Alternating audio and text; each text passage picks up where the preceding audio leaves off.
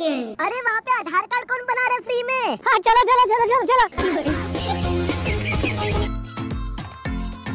আইপিএলে 8টি ম্যাচ খেলে 3টি জিতেছে দিল্লি ক্যাপিটালস। প্লে অফ পর্বে যেতে হলে বাকি 6টি ম্যাচের মধ্যে অন্তত 5টি জিততে হবে ঋষভ পন্থের।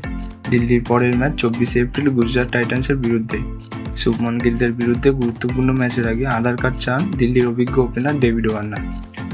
2009 সাল থেকে আইপিএল খেলছেন ওয়ার্নার। 16 বছর হয়ে গেলে আইপিএল খেলছেন অস্ট্রেলিয়ান ব্যাটার।